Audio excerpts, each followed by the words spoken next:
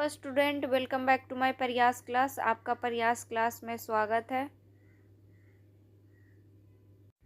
हम लोग पढ़ रहे थे बीपीएससी टीआरई 4.0 का प्रैक्टिस सेट, और इसमें जो है हम लोग सब्जेक्ट पढ़ रहे थे, वो सब्जेक्ट पढ़ रहे थे हिंदी। तो जिनका भी अभी हिंदी पीजीटी पेपर 2 का एग्ज़ाम है बीपीएससी टीआरई 4 में, उनके लिए जो है ये वीडियो इम्पॉर्टेंट है। तो इस वीडियो को जो है पूरा देखिएगा। और इसमें जो है टोटल 10 सेट दिया हुआ है इस प्रैक्टिस सेट में, जिसमें से जो है हम लोग 6 प्रैक्टिस सेट को पढ़ चुके हैं। तो जो भी स्टूडेंट उसको नहीं पढ़े हैं वो पिछले वाले वीडियो में जाके पढ़ सकते हैं। और इसमें जो है बीपीएससी टीआरई 1, 2 और 3 में जो एग्ज़ाम हुआ है उसका भी जो है क्वेश्चन पेपर दिया हुआ है। तो जो भी स्टूडेंट इस चैनल पे नए हैं, इस चैनल को जो है ज़रूर सब्सक्राइब कीजिएगा। आज जो है हम लोग पढ़ेंगे स्टूडेंट, वो पढ़ेंगे प्रैक्टिस सेट नंबर 7। तो आज का जो है हम लोग का क्वेश्चन है स्टूडेंट, क्वेश्चन नंबर 71। सूची 1 को सूची 2 से सुमेलित कीजिए। तो सूची 1 में रस दिया हुआ है, सूची 2 में अस्थाई भाव दिया हुआ है, और इसको मिलान करना है। तो फर्स्ट में दिया हुआ है श्रृंगार। श्रृंगार रस का अस्थाई भाव क्या है? तो इसका अस्थाई भाव है रति। नेक्स्ट है अद्भुत। अद्भुत रस का स्थायी भाव क्या है? तो इसका स्थायी भाव है विस्मय। नेक्स्ट है शांत। शांत रस का स्थायी भाव क्या है? तो इसका स्थायी भाव है निर्वेद। नेक्स्ट है वीर। वीर का स्थायी भाव क्या है? तो वीर का स्थायी भाव है उत्साह। तो इसका आंसर हो जाएगा आपका ऑप्शन नंबर सी। फर्स्ट का हो गया 4, सेकंड का 3, थर्ड का 2 और फोर्थ का 1। नेक्स्ट क्वेश्चन है स्टूडेंट, क्वेश्चन नंबर 72। सूची 1 को सूची 2 से सुमेलित कीजिए। तो सूची 1 को जो है सूची 2 से सुमेलित करना है। तो सूची 1 में दिया हुआ है रस, और सूची 2 में दिया हुआ है अस्थाई भाव, और इसको मिलान करना है। तो फर्स्ट में दिया हुआ है अद्भुत। अद्भुत रस का जो है अस्थाई भाव क्या है? तो इसका अस्थाई भाव है विस्मय। नेक्स्ट है वीर। वीर रस का अस्थाई भाव क्या है? तो इसका अस्थाई भाव है उत्साह। नेक्स्ट है रौद्र। रौद्र रस का स्थायी भाव क्या है? तो इसका स्थायी भाव है क्रोध। नेक्स्ट है करुण। करुण रस का स्थायी भाव क्या है? तो इसका स्थायी भाव है शोक। तो इसका आंसर हो जाएगा आपका ऑप्शन नंबर ई, क्योंकि जो है ऑप्शन में दिया हुआ ही नहीं है, क्योंकि फर्स्ट का हो गया 3, सेकंड का 4, थर्ड का 1 और फोर्थ का 2। तो ये ऑप्शन में नहीं दिया हुआ है, तो इसका आंसर हो जाएगा आपका ऑप्शन नंबर ई, उपयुक्त में से कोई नहीं।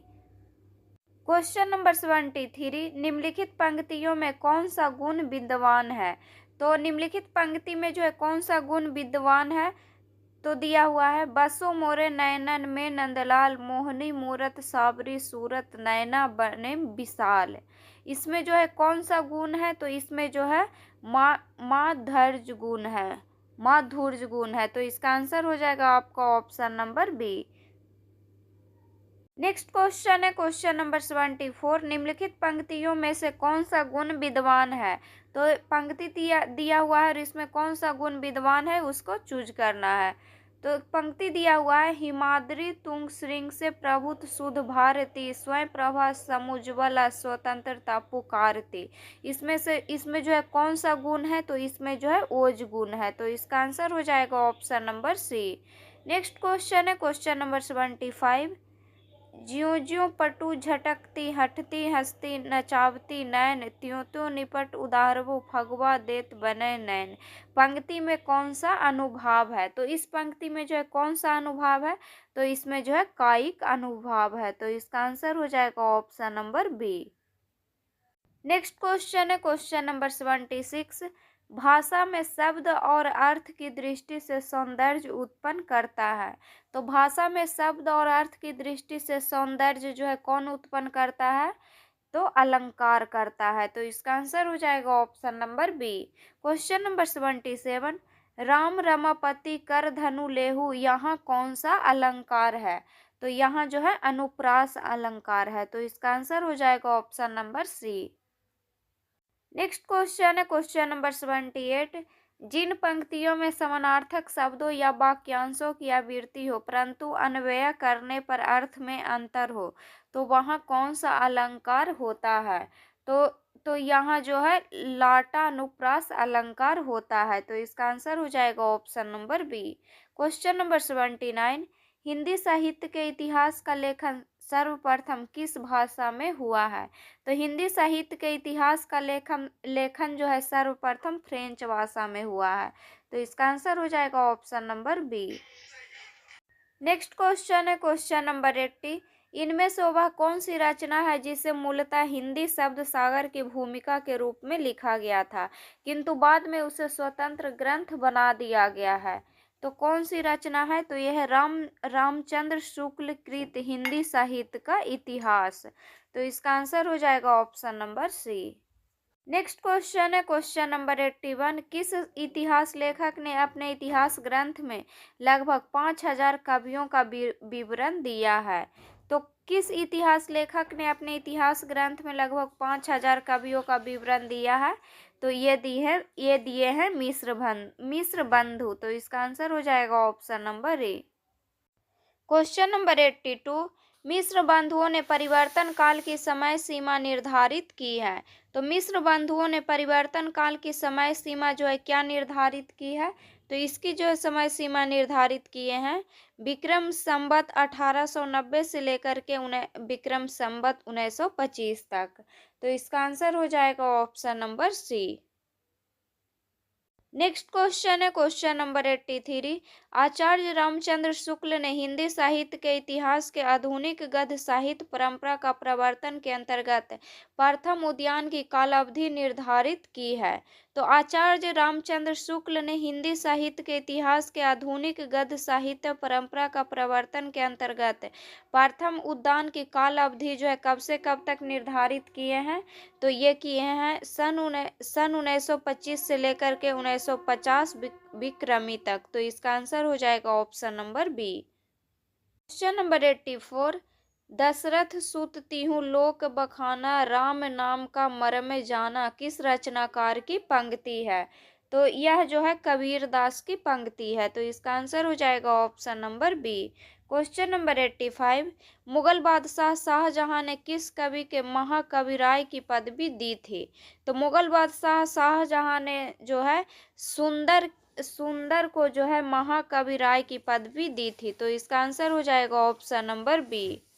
नेक्स्ट क्वेश्चन है क्वेश्चन नंबर 86, यशोधरा के कई उर्मिला इत्यादि नारी पात्रों पर कविता लिखने वाले कवि इनमें से कौन है? तो यशोधरा के कई उर्मिला इत्यादि नारी पात्रों पर कविता लिखने वाले कवि हैं मैथिली शरण गुप्त, तो इसका आंसर हो जाएगा ऑप्शन नंबर सी।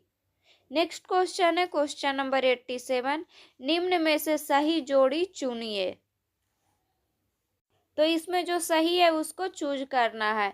पुस्तक और रचयिता का नाम दिया हुआ है, तो फर्स्ट में दिया हुआ है जयशंकर प्रसाद। जयशंकर प्रसाद का पुस्तक दिया हुआ है यामा, तो ये गलत है।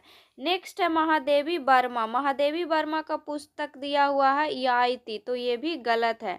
महादेवी वर्मा का पुस्तक का नाम है यामा। महादेवी वर्मा जो है पुस्तक जो है यामा का रचना किए हैं। नेक्स्ट दिया हुआ है सुमित्रा नंदन पंत। सुमित्रा नंदन पंत जो है चिदम्बरा का किए थे, तो ये सही है, तो इसका आंसर हो जाएगा आपका ऑप्शन नंबर सी। याइती के रचनाकार कौन है? तो याइती के रचनाकार हैं विष्णु सखाराम खांडेरकर। नेक्स्ट क्वेश्चन है क्वेश्चन नंबर 88, तुलसी कृत कृष्ण काव्य कौन सा है? तो तुलसी कृत कृष्ण काव्य है कृष्णा गीता बलि, तो इसका आंसर हो जाएगा option number B. Question number 89, भाषा योग वशिष्ठ के लेखक हैं। तो भाषा योग वशिष्ठ के लेखक कौन है? तो इसके लेखक हैं राम प्रसाद निरंजनी। क्वेश्चन नंबर 90, साधारणीकरण की व्याख्या में योग की मधुमती भूमिका की परिकल्पना किस विद्वान ने की है? तो साधारणीकरण की व्याख्या में योग की मधुमती भूमिका की परिकल्पना जो है कौन विद्वान किए हैं? तो ये किए हैं श्याम सुंदर दास, तो इसका आंसर हो जाएगा option number B. Next question है क्वेश्चन नंबर 91, इस महाकाव्य में 16 है, रिक्त स्थान भरने के लिए उचित शब्द चुने।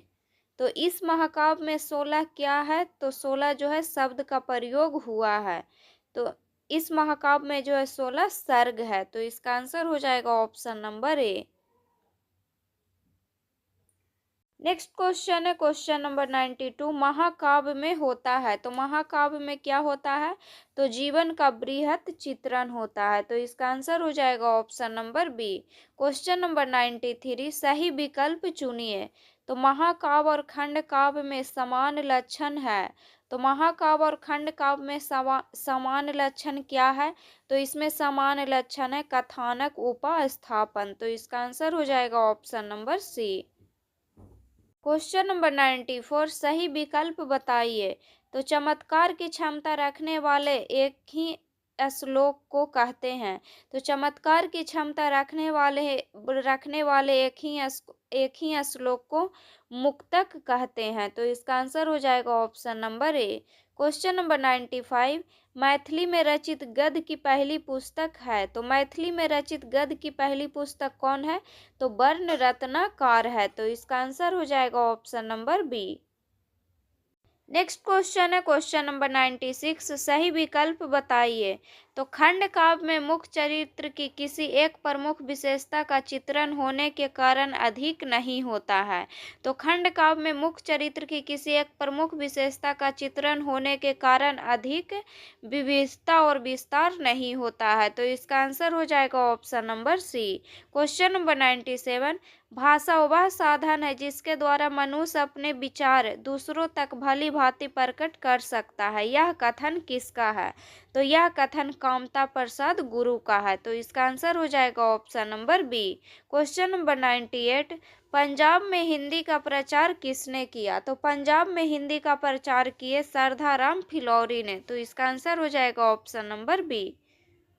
क्वेश्चन नंबर 99, व्यास पुरस्कार से सम्मानित उपन्यास न भूतो न भविष्यति किस लेखक की रचना है?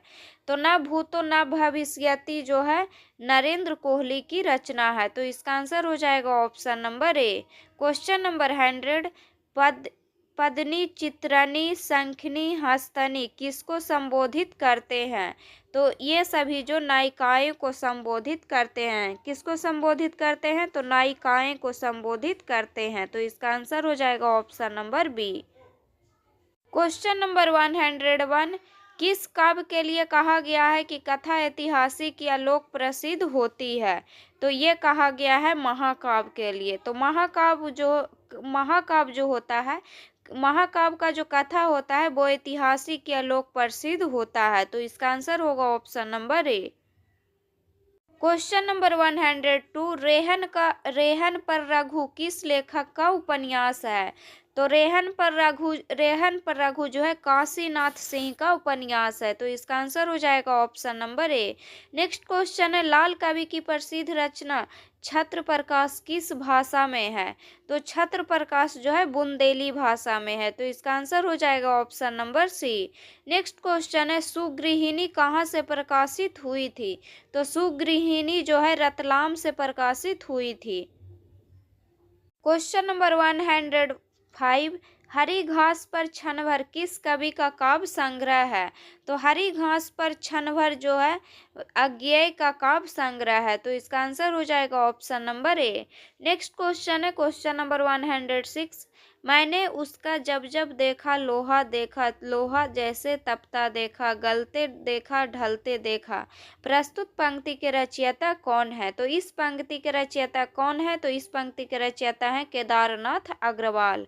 क्वेश्चन नंबर 107, दुल्हिन गाभू मंगल चार, हमारे घर आए राजा राम भरतार, यह किसकी पंक्ति है? तो यह जो है किसकी पंक्ति है? तो यह जो है कबीरदास की पंक्ति है। तो इसका आंसर हो जाएगा option number B. Next question है क्वेश्चन नंबर 108, मतवाला पत्रिका के अस्थाई स्तंभ चाबुक में निराला जी अपनी रचना किस नाम से लिखते थे? तो निराला जी अपनी रचना जो है गरगज सिंह वर्मा के नाम से लिखते थे। तो इसका आंसर हो जाएगा ऑप्शन नंबर ए। नेक्स्ट क्वेश्चन है, दिनमान और प्रतीक के संपादक के रूप में जिन्हें ख्याति प्राप्त हुई वे हैं, तो वे कौन है? तो वे अज्ञेय हैं। तो इसका आंसर हो जाएगा option number B. Next question है क्वेश्चन नंबर 110, जब मैं था तब हरी नहीं, अब हरी अब हरी हैं मैं नहीं, सब अंधियारा मिटी गया, जब जब दीपक देखिया मही। उपयुक्त दोहों में अंधियारा और दीपक किसके प्रतीक हैं? तो अंधियारा और दीपक जो है किसके प्रतीक हैं? तो अज्ञान और ज्ञान के प्रतीक हैं। तो इसका आंसर हो जाएगा option number C. Next question है, निम्न में से सही जोड़े चुनिए। तो इसमें जो सही है उसको चूज करना है। तो एक तरफ जो है लेखक का नाम दिया हुआ है और एक तरफ जो है उनके कीर्ति का नाम दिया हुआ है या रचना का नाम दिया हुआ है, और इसमें जो सही है उसको चूज करना है। तो फर्स्ट में दिया हुआ है जयशंकर प्रसाद। जयशंकर प्रसाद की कृति का नाम दिया हुआ है अजातशत्रु, तो ये सही है। नेक्स्ट है महादेवी वर्मा। महादेवी वर्मा के कृति का नाम है दीपशिखा, तो ये भी सही है। नेक्स्ट है सुमित्रा नंदन पंत। सुमित्रा नंदन पंत का कृति है गुंजन, ये भी सही है। तो इसका आंसर हो जाएगा आपका ऑप्शन नंबर डी, उपयुक्त में से एक से अधिक। क्वेश्चन नंबर 112, आलोचना पत्रिका के संपादक हैं। तो आलोचना पत्रिका के संपादक कौन है? तो इसके संपादक है नामवर सिंह। तो इसका आंसर हो जाएगा ऑप्शन नंबर ए। नेक्स्ट जो क्वेश्चन है स्टूडेंट, वो क्वेश्चन है 113 से लेकर के 117 तक, और ये जो है गद्यांश से जो है ये क्वेश्चन दिया हुआ है। तो पहले जो है हम लोग गद्यांश से पढ़ेंगे, और इसमें जितना भी क्वेश्चन दिया हुआ है वो गद्यांश से ही हम लोग इसका उत्तर देंगे। तो गद्यांश को जो है पहले हम लोग पढ़ेंगे। तो हमारा जीवन पाखंडमय बन गया है और हम इसके बिना रह नहीं सकते हैं। अपने सार्वजनिक जीवन अथवा निजी जीवन में कहीं भी देखें, हम एक दूसरे को छलने की कला का खुलकर उपयोग करते हैं। इसके बावजूद यह विश्वास करते हैं कि हम ऐसा कुछ भी नहीं कर रहे हैं। हम इस प्रकार की भाषा का प्रयोग करते हैं जिसकी उस अवसर पर कोई आवश्यकता नहीं होती। हम किसी भी बात को यह जानते हुए कि वह सही अथवा सत्य नहीं है, लेकिन उसके प्रति निष्ठा और विश्वास इस तरह प्रकट करते हैं जैसे हमारे लिए वही एकमात्र सत्य है। हम सब इसीलिए सरलता से कर लेते हैं क्योंकि आज पाखंड एवं दिखावे हमारे जीवन का एक अभिन्न अंग बन गया है। आज हम में से अधिकांश लोगों की स्थिति मुंह में कुछ और मन में कुछ और बाली बन गई है। अब जो है हम लोग क्वेश्चन पढ़ेंगे और उसका उत्तर देंगे। तो क्वेश्चन है क्वेश्चन नंबर 113, छलने की कला का हम किस प्रकार उपयोग करते हैं? तो छलने की कला को जो है किस प्रकार उपयोग करते हैं? तो खुलकर उपयोग करते हैं। तो इसका आंसर हो जाएगा option number C. Next question है, मुंह में राम बगल में छुरी, इसका अर्थ इनमें से किस वाक्य से पता चलता है? तो इसका अर्थ क्या है? तो इसका अर्थ है मुंह में कुछ और मन में कुछ और। तो इसका आंसर हो जाएगा option number B. Next question है स्टूडेंट क्वेश्चन नंबर 115, हमने जीवन का अभिन्न अंग किसे बना लिया है? तो पाखंड और दिखावे को बना लिया है। तो इसका आंसर हो जाएगा ऑप्शन नंबर ए। नेक्स्ट क्वेश्चन है, यह जानते हुए कि बात गलत है हम उसके प्रति निष्ठा क्यों प्रकट करते हैं? क्योंकि पाखंड और दिखावा हमारे जीवन का अभिन्न अंग बन गया है। तो इसका आंसर हो जाएगा option number C. Next question है क्वेश्चन नंबर 117, गद्यांश का उपयुक्त शीर्षक है। तो इसका उपयुक्त शीर्षक क्या होगा? तो इसका उपयुक्त शीर्षक होगा पाखंड आधुनिक जीवन का सत्य। तो इसका आंसर हो जाएगा ऑप्शन नंबर सी। नेक्स्ट जो है क्वेश्चन है स्टूडेंट क्वेश्चन नंबर 118 से लेकर के 122 तक, और तो ये क्वेश्चन दिया हुआ है वो भी गद्यांश से दिया हुआ है। तो पहले जो है हम लोग गद्यांश को पढ़ेंगे। तो प्रकृति ने मानव जीवन को बहुत सरल बनाया है, किंतु आज का मानव अपने जीवन काल में ही पूरी दुनिया के सुख समृद्धि बटोर लेने के प्रयास में उसको जटिल बनाता जा रहा है। इस जटिलता के कारण संसार में धनी निर्धन शतच्युत संतानवान निसंतान सभी सुख शांति की चाह तो रखते हैं, किंतु राह पकड़ते हैं मरुमरीचिका के दौरान में जल की धधकती शीतलता की चाह रखते हैं। विद्वानों का विचार है कि संसार में सुख का मार्ग है आत्म संयम, किंतु मानव इस मार्ग को भूलकर सांसारिक पदार्थ में इंद्रियों की प्राप्ति में आनंद ढूंढ रहा है। परिणामतः दुख के सागर में डूबता जा रहा है। आत्म संयम का मार्ग अपने में बहुत स्पष्ट है। उसकी उपादेयता किसी भी काल में कम नहीं होती है। इंद्रियां विषयों का संगम ही आत्म संयम है। भौतिक पदार्थों के प्रति इंद्रियों का प्रबल आकर्षण मानवीय दुखों का मूल कारण माना गया है।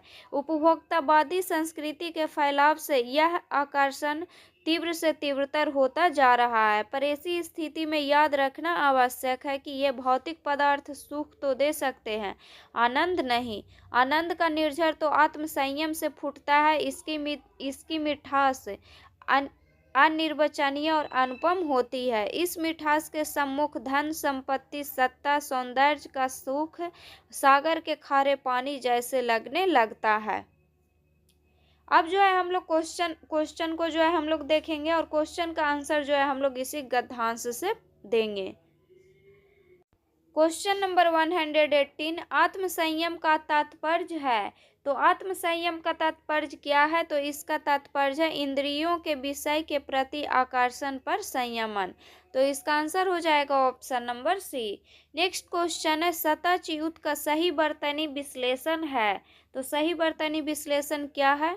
तो सा आ ता ता आ चा उ ता आ। तो इसका आंसर हो जाएगा option number B. Question number 120, आज का मानव जीवन को अधिक जटिल कैसे बना रहा है?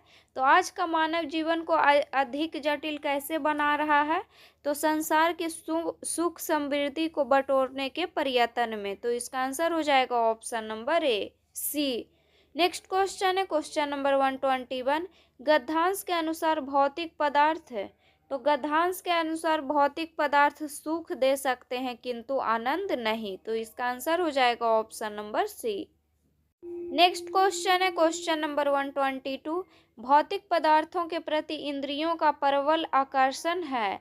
तो भौतिक पदार्थों के प्रति इंद्रियों का प्रबल आकर्षण क्या है? तो मानवीय दुखों का मूल कारण। तो इसका आंसर हो जाएगा option number C. Next question है क्वेश्चन नंबर 123 से लेकर के 127। तो ये भी क्वेश्चन जो है गद्यांश से ही दिया हुआ है। तो पहले जो है हम लोग गद्यांश को पढ़ेंगे और इसमें जो है गद्यांश से क्वेश्चन आता है स्टूडेंट। गद्यांश से जो है इसमें 20 नंबर का क्वेश्चन आता है और आपको जो है 4 गद्यांश दिया हुआ रहेगा और उसी में से क्वेश्चन आएगा। तो गद्यांश आदिम आर्य घुमक्कड़ ही थे। यहाँ से वे वहाँ घूमते ही रहते थे। घूमते भटकते ही वे भारत पहुँचे थे। यदि घुमक्कड़ी का बाना उन्होंने न धारण किया होता, यदि वे एक ही स्थान पर रहते, तो आज भारत में उनके वंशज न होते। भगवान बुद्ध घुमक्कड़ थे, भगवान महावीर घुमक्कड़ थे। वर्षा ऋतु के कुछ महीनों को छोड़कर एक स्थान में रहना बुद्ध के बस का नहीं था। 35 वर्ष की आयु में उन्होंने बुद्धत्व प्राप्त किया। 35 वर्ष से 80 वर्ष तक की आयु जब तक उनकी मृत्यु हुई, 45 वर्ष तक वे निरंतर घूमते ही रहे और अपने आप को समाज सेवा और धर्म प्रचार में लगाए रहे। अपने शिष्यों से उन्होंने कहा था, चरथ भिखवे चारिक, हे भिक्षुओं धुमक्कड़ी करो। यद्यपि बुद्ध कभी भारत के बाहर नहीं गए, किंतु उनके शिष्यों ने उनके वचनों को सिर आंखों पर लिया और पूरब में जापान, उत्तर में मंगोलिया, पश्चिम में मकदूनिया और दक्षिण में बाली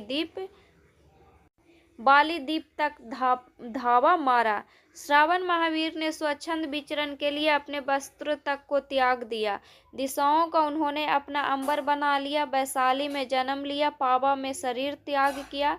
जीवन पर्यंत घूमते रहे, मानव के कल्याणों के लिए, मानवों के राह प्रदर्शन के लिए। और शंकराचार्य 12 वर्ष की अवस्था में संन्यास लेकर कभी केरल, कभी मिथिला, कभी कश्मीर, कभी बद्रिकाश्रम में घूमते रहे।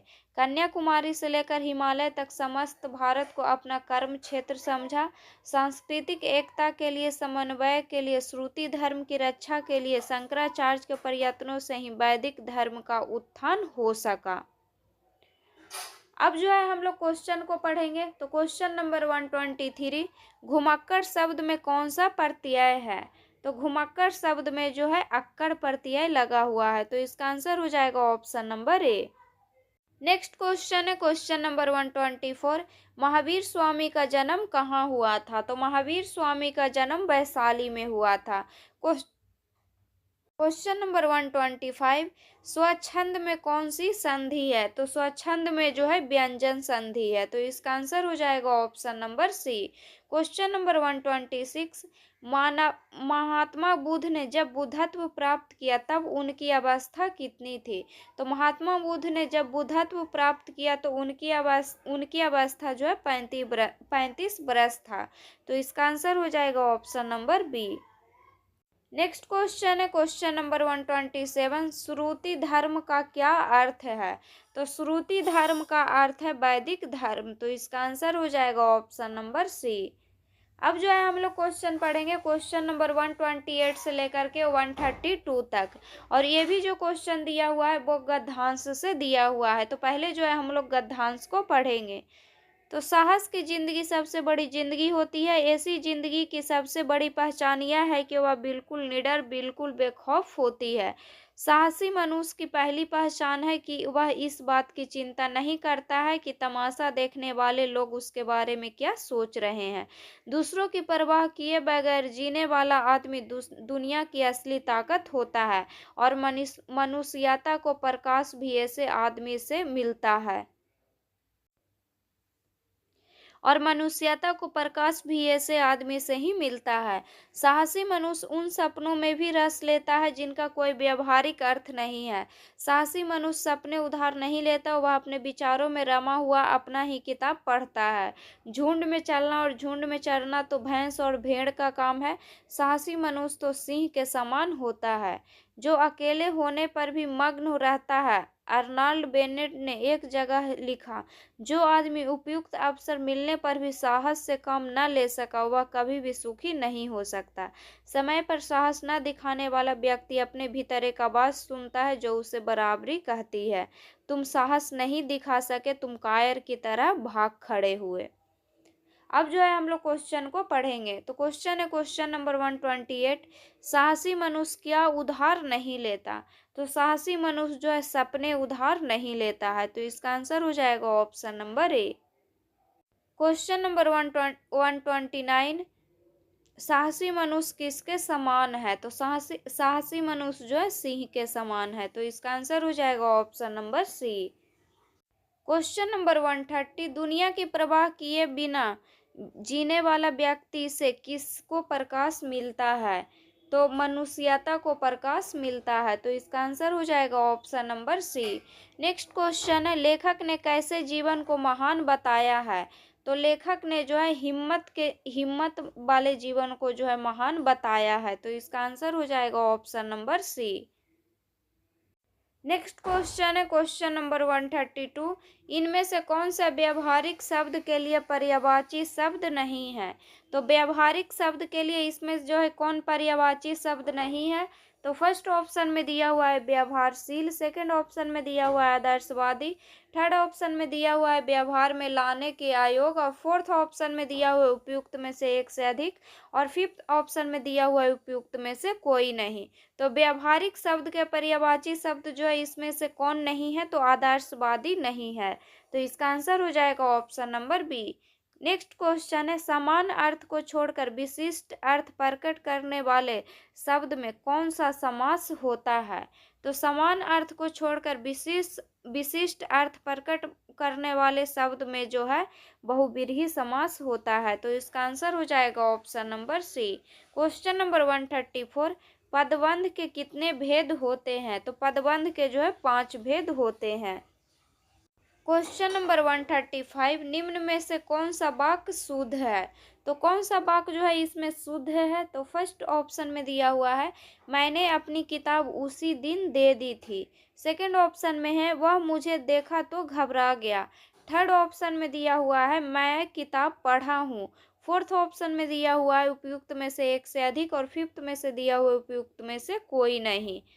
तो मैंने अपनी किताब उसी दिन दे दी थी, ये जो है वाक्य शुद्ध है, तो इसका आंसर हो जाएगा ऑप्शन नंबर ए। क्वेश्चन नंबर 1, नेक्स्ट क्वेश्चन है स्टूडेंट क्वेश्चन नंबर 136, व्यंजना शब्द शक्ति का कार्य है? तो व्यंजना शब्द शक्ति का कार्य क्या है? तो इसका कार्य है मुख्यार्थ में छिपे अर्थ को व्यक्त करना, तो इसका आंसर हो जाएगा option number C. Question number 137, निम्नलिखित में से कौन आचार्य भरत मुनि के अनुसार काव्य गुण होते हैं? तो कौन आचार्य जो है भरत मुनि के अनुसार काव्य गुण होते हैं? तो ये जो है होते हैं, फर्स्ट ऑप्शन में दिया हुआ है प्रसाद, सेकंड ऑप्शन में दिया हुआ है समता, थर्ड ऑप्शन में दिया हुआ है समाधि, और फोर्थ ऑप्शन में उपयुक्त में से एक से अधिक, और फिफ्थ में दिया उपयुक्त में से कोई नहीं। तो इसमें जो है प्रसाद, समता, समाधि ये सभी जो है काव्य गुण होते हैं भरत मुनि के अनुसार। तो इसका आंसर हो जाएगा आपका ऑप्शन नंबर डी, उपयुक्त में से एक से अधिक। नेक्स्ट क्वेश्चन है क्वेश्चन नंबर 138। शब्द से प्रसिद्ध अर्थ प्राप्त करने वाली शक्ति को क्या कहते हैं? तो शब्द से प्रसिद्ध अर्थ प्राप्त करने वाली शक्ति को कहते हैं अविद्या। नेक्स्ट क्वेश्चन है उपमा अलंकार के कितने अंग होते हैं? तो उपमा अलंकार के 4 अंग होते हैं। तो इसका आंसर हो जाएगा option number C. Next question है क्वेश्चन नंबर 140। जगन में कितने लघु और गुरु वर्ण होते हैं? तो जगन में जो है 2 लघु वर्ण और 1 गुरु वर्ण होते हैं। तो इसका आंसर हो जाएगा ऑप्शन नंबर ए। नेक्स्ट क्वेश्चन है क्वेश्चन नंबर 141। स्वर्गारोहण का संधि विच्छेद कौन सा है? तो इसका संधि विच्छेद होगा स्वर्ग जोर आरोहण। तो इसका आंसर हो जाएगा option number C. Question number 142। चमड़ी जाए पर दमड़ी न जाए, इस लोकोक्ति का अर्थ क्या है? तो इसका अर्थ है बहुत कंजूस होना। Question number 143। जिसका कोई शत्रु पैदा न हुआ हो, इस वाक्यांश के लिए सही शब्द कौन सा है? तो जिसका कोई शत्रु पैदा न हुआ हो उसे क्या कहते हैं? तो उसको अजात शत्रु कहते हैं। तो इसका आंसर हो जाएगा option number B. Question number 144। जब कर्ता एक काम समाप्त कर उसी क्षण दूसरी क्रिया में प्रवृत्त हो जाए तो उस पहली क्रिया को क्या कहते हैं? तो ये उस पहली क्रिया को पूर्वकालिक क्रिया कहते हैं। तो इसका आंसर हो जाएगा option number C. Question number 145। अलंकार के संदर्भ में इनमें से कौन सा कथन सही है? तो अलंकार के संदर्भ में कथन दिया हुआ है और इसमें से जो है कौन सा कथन सही है उसको चूज करना है।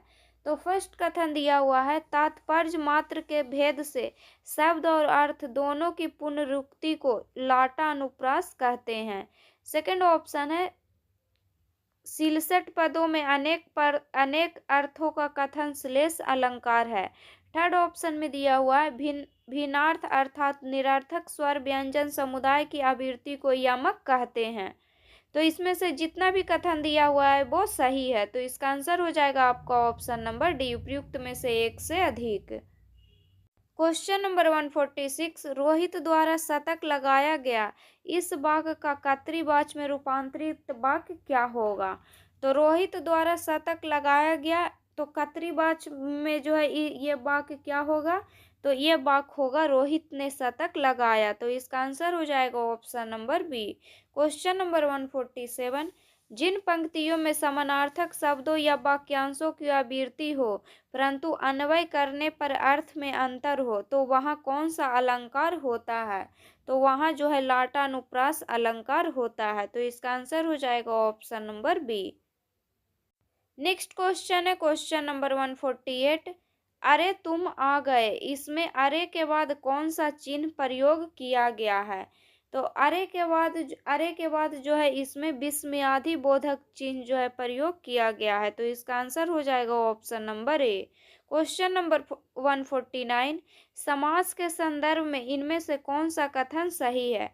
तो समास के संदर्भ में कथन दिया हुआ है और कौन सा कथन इसमें से सही है उसको चूज करना है। फर्स्ट कथन दिया हुआ है द्वंद्व समास में सभी पद प्रधान होते हैं। तो ये सही है, द्वंद्व समास में जो है सभी पद प्रधान होते हैं। सेकंड ऑप्शन दिया हुआ है जिस कर्मधारय का पूर्व पद संख्या बोधक हो वह द्विगु कर्मधारय समास कहलाता है। तो ये भी सही है। थर्ड ऑप्शन दिया हुआ है तत्पुरुष समास में साधारणतः प्रथम पद विशेषण और द्वितीय पद विशेष होता है। तो ये भी सही है। तत्पुरुष समास में क्या होता है? तो साधारणतः प्रथम पद विशेषण और द्वितीय पद विशेष होता है। तो इसमें से पूछा था कौन सा कथन सही है, तो इसका आंसर हो जाएगा आपका ऑप्शन नंबर डी, उपयुक्त में से एक से अधिक। नेक्स्ट क्वेश्चन है क्वेश्चन नंबर 150, सीखा के लिए इनमें से कौन सा शब्द उपयुक्त है। तो सीखा के लिए जो इसमें से कौन सा शब्द उपयुक्त है, तो सीखा का पर्यायवाची शब्द होता है चोटी, तो इसका आंसर हो जाएगा ऑप्शन नंबर सी। तो इसमें जो है इतना ही क्वेश्चन दिया हुआ था स्टूडेंट, तो इसको जो है हम लोग पढ़ चुके हैं। नेक्स्ट वीडियो में जो है हम लोग प्रैक्टिस सेट नंबर 8 को पढ़ेंगे। तो अगर वीडियो अच्छा लगे तो वीडियो को लाइक कीजिएगा और चैनल को सब्सक्राइब कीजिएगा, और जो भी स्टूडेंट इस चैनल पे नए हैं इस चैनल को जो है ज़रूर सब्सक्राइब कीजिएगा। और जिनका भी अभी बीपीएससी टीआरई 4 में हिंदी पीजीटी पेपर 2 का एग्ज़ाम है, उनके लिए जो है ये क्वेश्चन इम्पोर्टेंट है, तो इसको जितना हो सके उतना आप रिवीजन कीजिएगा।